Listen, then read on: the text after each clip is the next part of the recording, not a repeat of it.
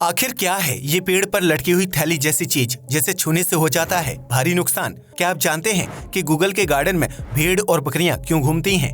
या फिर क्या आपको पता है कि चीन के लोगों ने अचानक से नहाना बंद कर दिया है, लेकिन क्यों? क्या आप जानते हैं कि आईपीएल में पाकिस्तानी खिलाड़ी क्यों नहीं खेलते हैं? यकीनन आपने आज से पहले इतने अमेजिंग फैक्ट्स नहीं सुने होंगे, इसलिए वीडियो को आखिर तक जरूर देखें। फैक्ट नंबर 1, अमिताभ बच्चन को बॉलीवुड का महानायक माना जाता है, जो कई दशकों से हिंदी फिल्म इंडस्ट्री में अपनी एक्टिंग का लोहा मनवा रहे हैं। ऐसे में क्या आप जानते हैं कि अमिताभ बच्चन अक्सर अपने हाथ में एक नहीं बल्कि 2 घड़ी पहनते हैं, जिसे लेकर उनके फैंस अक्सर दुविधा में पड़ जाते हैं। हम आपको बता दें कि अमिताभ बच्चन अपनी कलाई में 2 घड़ियां तब पहनते हैं जब उनके परिवार का कोई सदस्य विदेश यात्रा पर जाता है। ऐसे में अमिताभ बच्चन की एक घड़ी में भारतीय टाइम सेट होता है, जबकि दूसरी घड़ी में विदेश का टाइम सेट होता है। अमिताभ बच्चन दूसरी घड़ी में टाइम देखकर अपने परिवार के लोगों को कॉल करते हैं ताकि उनकी नींद या दिनचर्या में कोई खलल ना पड़े। हालांकि जब अमिताभ बच्चन के सभी परिवार वाले भारत में होते हैं तो वो अपनी कलाई पर एक ही घड़ी पहनते हैं।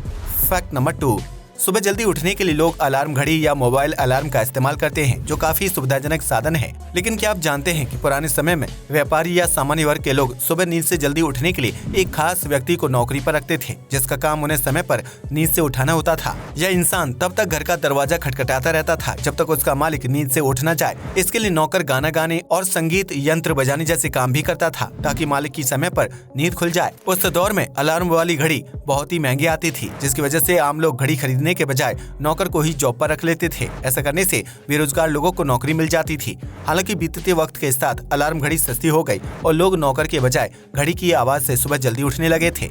फैक्ट नंबर 3, आमतौर पर जब किसी इंसान के दांतों में तकलीफ होती है तो वह इलाज के लिए डेंटिस्ट के पास जाता है। लेकिन क्या आप जानते हैं कि जब किसी मछली को मुंह या दांतों संबंधी समस्या होती है तो वह किसके पास जाती है? अगर नहीं तो हम आपको बताते कि गहरे समुद्र में रहने वाली मछलियों के लिए मादा श्रिम्प यानी झींगा डेंटिस्ट का काम करती है, जो मछली के मुंह के अंदर जाकर उसके दांतों में मौजूद बैक्टीरिया को खाकर खत्म कर देती है। इतना ही नहीं, मादा झींगा इंसान के मुंह की साफ सफाई का काम भी बहुत अच्छी तरह से करती है, जिसकी वजह से कई गोताखोर समुद्र के अंदर झींगा के सामने जाकर अपना मुंह खोल देते हैं और फिर वह झींगा दांतों में फंसी गंदगी बहुत ही तेजी के साथ साफ कर देता है।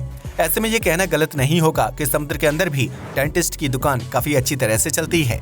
फैक्ट नंबर 4, वर्तमान में भारतीय युवा सरकारी नौकरी प्राप्त करने के लिए दिन रात पढ़ाई करते हैं, क्योंकि नीट और यूपीएससी जैसे एग्जाम को क्लियर कर पाना बहुत ही मुश्किल होता है। ऐसे में राजस्थान के कोटा शहर में सरकारी नौकरी प्राप्त करने के लिए एक अनोखी प्रथा का पालन किया जाता है, जिसके तहत स्टूडेंट्स मन्नत की दीवार पर अपनी इच्छा लिखते हैं। कोटा को कोचिंग सिटी के नाम से जाना जाता है, जहां हर साल सैकड़ों स्टूडेंट्स सरकारी एग्जाम की तैयारी करने के लिए आते हैं।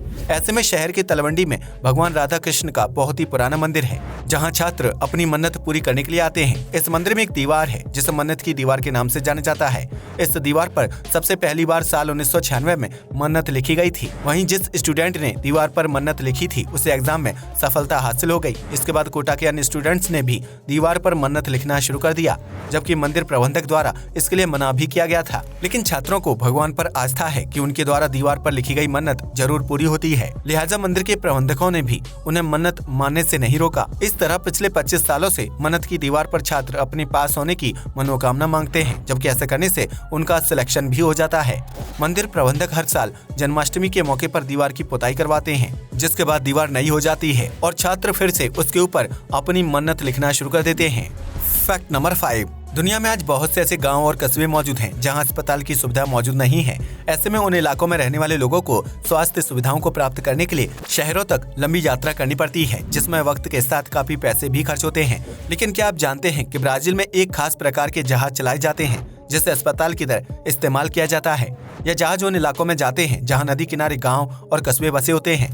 दरअसल ब्राजील की बहुत सी आबादी नदी किनारे निवास करती है, जहां अस्पताल की सुविधा मौजूद नहीं है। ऐसे में सरकार ने उन नागरिकों को अस्पताल की सुविधा मुहैया करवाने के लिए स्पेशल जहाज सर्विस शुरू की है, जो हर हफ्ते नदी किनारे पहुंचते हैं और स्थानीय लोग वहां इलाज करवाने के लिए आते हैं। इस अस्पताल में इलाज के लिए स्थानीय लोगों को पैसे खर्च नहीं करने पड़ते हैं और यह फ्री सुविधा होती है, जिसकी वजह से गांव और कस्बों में रहने वाले लोगों को भी अच्छी स्वास्थ्य सुविधाएं प्राप्त हो जाती हैं।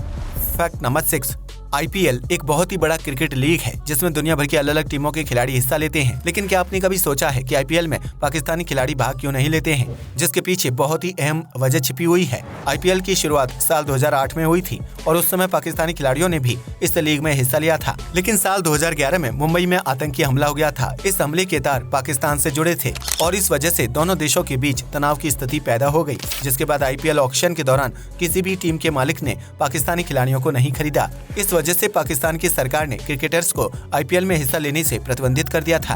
हालांकि इसकी वजह से IPL पर किसी प्रकार का बुरा असर नहीं पड़ा। तब से लेकर अब तक IPL में पाकिस्तानी खिलाड़ियों को शामिल नहीं किया जाता है, जबकि शुरुआत में वह इस क्रिकेट लीग का हिस्सा हुआ करते थे। Fact number 7। एक आदमी सुबह अपने गार्डन में टहल रहा था, तभी उसकी नजर वहां मौजूद एक पेड़ पर पड़ी। उस पेड़ की टहनी पर एक थैली लटक रही थी, जिसे देखकर वह शख्स हैरान रह गया। ऐसे में जब उसने थैली को एक डंडे से नीचे गिराया और उसे खोलकर देखा तो अंदर मौजूद चीज को देखकर उसके होश उड़ गए। दरअसल यह थैली जैसी चीज कुछ और नहीं बल्कि कैटरपिलर का घर था। ऐसे में सवाल खड़ा होता है कि आखिर यह कैटरपिलर थैली जैसे घर में क्यों रहते हैं, जिसमें एक या दो नहीं बल्कि ढेर सारे कैटरपिलर मौजूद होते हैं। कैटरपिलर हमेशा अपने झुंड के साथ घर बनाता है ताकि वह अपनी आबादी में इजाफा कर सके। ऐसे में यह कैटरपिलर एक साथ जुड़कर लाइन बनाते हैं और अपने घर के लिए सबसे बेहतरीन पेड़ की तलाश करते हैं, जिसके बाद यह कीड़ा अपने शरीर से निकलने वाले रेशेदार पदार्थ से थैली नुमा घर बना लेता है। यह थैली बाहर से बहुत ज्यादा मजबूत होती है, जिसके अंदर मिट्टी भरी होती है और इसी मिट्टी के अंदर कैटरपिलर अपने पूरे झुंड के साथ रहता है। कैटरपिलर के शरीर में बहुत ज्यादा बाल होते हैं, जिनके संपर्क में आने से व्यक्ति को तेज खुजली और त्वचा में जलन का एहसास होता है।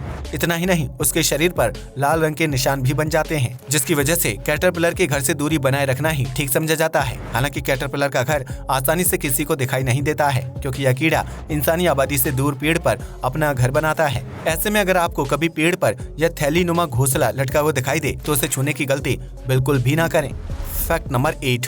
जब किसी इंसान को स्ट्रेस या तनाव होता है तो इसका सीधा असर उसकी सेहत पर पड़ने लगता है। लेकिन क्या आप जानते हैं कि मैरी एंटुआनेट सिंड्रोम एक ऐसी बीमारी है जो स्ट्रेस की वजह से पैदा होती है और इस बीमारी की वजह से इंसान के सिर के बाल बहुत तेजी के साथ सफेद होने लगते हैं।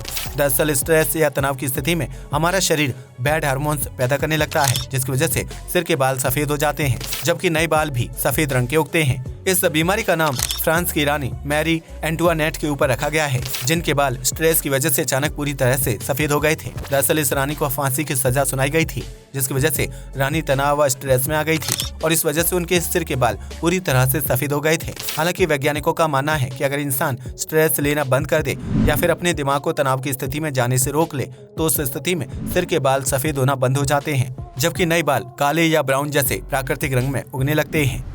Fact number 9।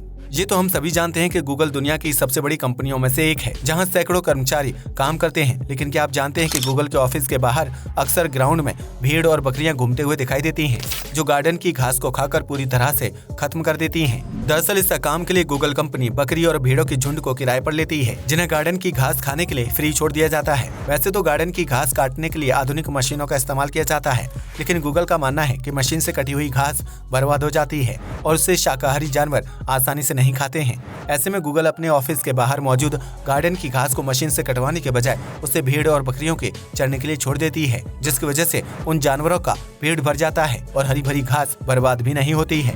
इसे कहते हैं आधुनिक होने के साथ साथ प्रगतिशील सोच रखना, ताकि जानवरों का भी भला हो सके। Fact number 10।